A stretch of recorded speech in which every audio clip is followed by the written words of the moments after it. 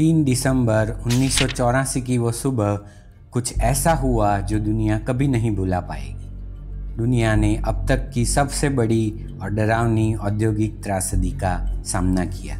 भोपालवासी गहरी नींद में सो रहे थे जब यूनियन कार्बाइड कारखाने से निकली मिथाइल आइसोसाइनाइड नामक जहरीली गैस ने शहर को अपनी चपेट में ले लिया।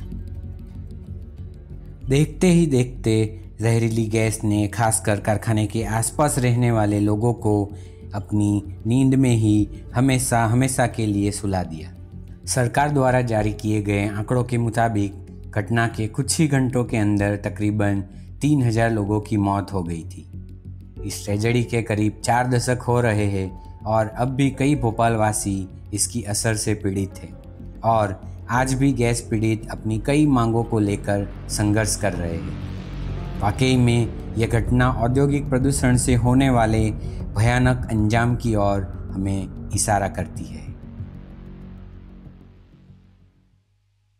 नमस्कार दोस्तों, पिछली वीडियो में हमने जाना कि कैसे हम जाने अनजाने में वातावरण में फैली जहरीली गैसों को अपनी सांसों में भर रहे हैं। आज की इस वीडियो में हम जानेंगे इनके विभिन्न स्रोत क्या है और हमारे स्वास्थ्य पे इनके क्या प्रभाव है। चलिए तो पहले ये जानते हैं कि कौन कौन सी वह इंडस्ट्रियां है जो सबसे ज़्यादा एयर पोल्यूशन फैला रही है।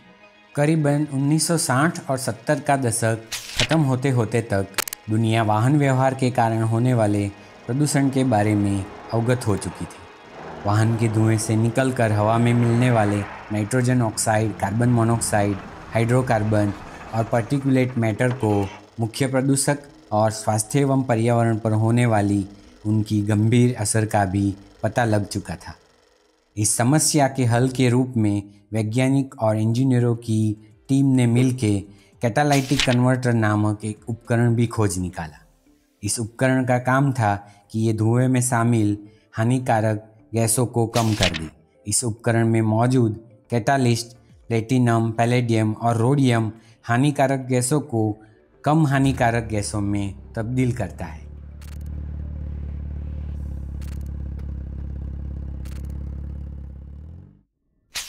जब भी एयर पोल्यूशन की चर्चा होती है, अक्सर हर बार उद्योगों को ही इसके लिए दोषी ठहराया गया है।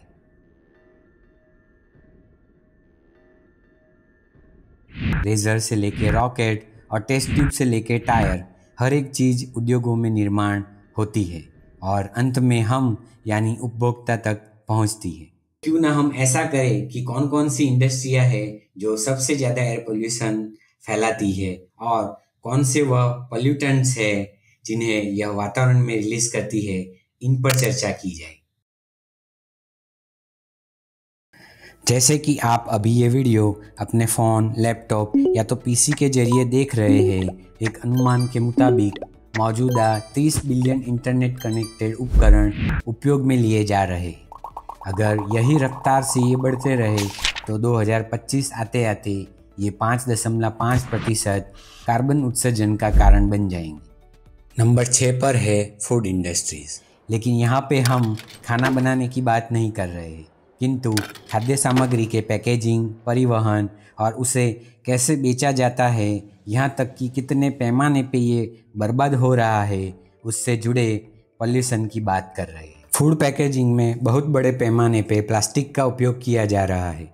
यह सालाना 3.1 बिलियन ग्रीन हाउस गैस तो उत्पन्न करता ही है, साथ में मिलियन टन्स प्लास्टिक भी इस्तेमाल हो रहा है, जो अंततः कचरे के ढेर या तो समंदर में मिलकर न जाने कितने ज़मीनी व समुद्री जीवों के मौत का कारण बन रहा है। आपको ये बात जानकर बड़ा ताज्जुब होगा कि क्या वाकई में कंस्ट्रक्शन इंडस्ट्रीज़ का भी एयर पोल्यूशन में इतना बड़ा योगदान है। जी हाँ, हम कई बार इसे नज़रअंदाज करते हैं, किंतु यह 40% पानी और 23% एयर पोल्यूशन, जिसमें PM 2.5, volatile organic compounds, nitrogen oxide, sulphur dioxide और कार्बन मोनोऑक्साइड जैसे गैस प्रमुख रूप से शामिल है। नंबर 4 पर है परिवहन इंडस्ट्री। विश्व के तकरीबन 5वें हिस्से का कार्बन डाइऑक्साइड उत्सर्जन परिवहन के कारण हो रहा है। US डिपार्टमेंट ऑफ एनर्जी के मुताबिक हाईवे व्हीकल्स सालाना 1.7 billion turns green house gases वातावरण में उत्सर्जित करते हैं, जिनमें कार्बन डाइऑक्साइड मुख्य है, जो कि वैश्विक जलवायु परिवर्तन का भी कारण है। हर एक गैलन गैसोलीन जलाने से 9 किलोग्राम ग्रीन हाउस गैस उत्पन्न होता है, जो कि सालाना तकरीबन 6 से 9 टन ग्रीन हाउस गैस प्रति हर एक वाहन बैठता है। हालांकि व्यावसायिक वाहन व्यवहार 40% तक, अपितु यातायात से जुड़ा वाहन व्यवहार 60% तक इसके लिए कारणभूत है। उदाहरण के तौर पर यूके जैसे देश में 77% लोगों के पास अपनी कारें हैं, जो कि सालाना 4.6 टन कार्बन डाइऑक्साइड इमिशन के लिए रिस्पॉन्सिबल है। अच्छे नए और फैशनेबल कपड़े पहनना भला किसे पसंद नहीं होता, पर क्या आप जानते हैं कि फैशन इंडस्ट्री भी 10% कार्बन डाइऑक्साइड के लिए जवाबदार है, जिनमें कार्बन डाइऑक्साइड, कार्बन मोनोऑक्साइड और सल्फर शामिल है। नंबर 2 पर आता है कृषि यानी एग्रीकल्चर। हम सब इस बात से वाकिफ़ है कि जिस रफ्तार से विश्व की आबादी बढ़ रही है, उस हिसाब से कृषि और पशुपालन नहीं बढ़ रहा है। तकरीबन 50% दुनिया की आबादी कृषि पर निर्भर है और यह कम से कम 18% से लेकर 51% ग्रीन हाउस गैस के लिए जवाबदार है। और आइए अब जानते हैं कि सबसे ज़्यादा हाईएस्ट योगदान किसका है। फ्यूल व एनर्जी इंडस्ट्रीज़।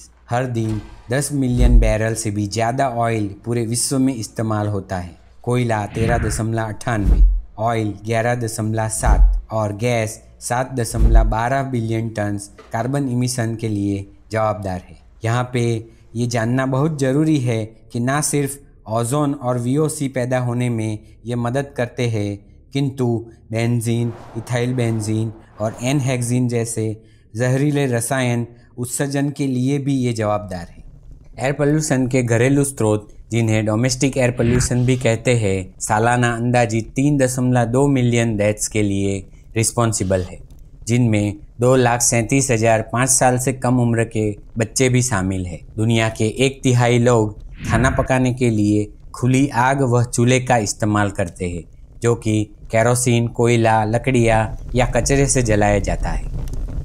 क्या आप जानते हैं कि घर में उत्पन्न हुआ ये धुआं नॉन कम्युनिकेबल डिजीज़ जैसे कि stroke, ischaemic heart disease, COPD और लंग कैंसर का कारण बनता है? हाल में ही कनाडा के जंगल में लगी आग के धुएं के कारण US की एयर क्वालिटी एकदम खराब हो गई थी।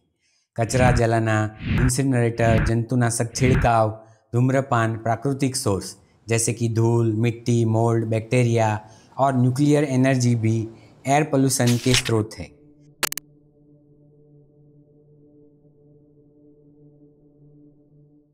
सालाना तकरीबन 3 मिलियन लोग जंतुनाशक की हानिकारक असर का शिकार बनते हैं, जिसका प्रमाण गरीब देशों में और भी ज़्यादा है। अकेले भारत में ही सालाना कम से कम 22,000 लोग इसका शिकार बनते हैं। केरला राज्य में एंडोसल्फान के इस्तेमाल से कई लोग बीमार पड़ते हैं और कई तो मर भी जाते हैं। ये बड़ा ही शॉकिंग और दुर्भाग्यपूर्ण है कि भोपाल गैस दुर्घटना के बाद भी ऐसे जहरीले रसायन अभी भी यूज़ हो रहे हैं। इसके अलावा भी और भी कई सारी बीमारियों के लिए एयर पोल्यूशन जवाबदार है। विश्व में लगभग 10 में से 9 लोग अशुद्ध हवा सांसों में भरते हैं, जो अस्थमा, हृदय रोग और फेफड़े के कैंसर का रिस्क बढ़ाता है। विश्व में सालाना 4.2 मिलियन लोग हवाई प्रदूषण से मरते हैं, जिनमें हृदय रोग, स्ट्रोक, COPD, फेफड़े का कैंसर और श्वसन तंत्र के रोग प्रमुख वजह है। यूनिसेफ के एक रिपोर्ट के अनुसार दुनिया के 300 मिलियन बच्चे WHO गाइडलाइन से 6 गुना ज़्यादा प्रदूषित हवा में सांस ले रहे हैं। अविकसित फेफड़े और कमज़ोर रोग प्रतिकारक शक्ति इन्हें आसान शिकार बनाती है। WHO का कहना है कि सालाना 6 लाख 5 साल से कम उम्र के बच्चे एयर पोल्यूशन का शिकार हो रहे हैं। धन्यवाद दोस्तों। अगले वीडियो में हम बात करेंगे रिन्यूएबल एनर्जी के बारे में, एयर पोल्यूशन के सॉल्यूशन के बारे में और हमारा देश कितनी रिन्यूएबल एनर्जी पैदा कर रहा है। दुनिया के कई बड़े शहर इस आपदा से कैसे निपट रहे हैं, किस प्रकार से आम आदमी प्रदूषण कम करने में अपना योगदान दे सकता है। धन्यवाद।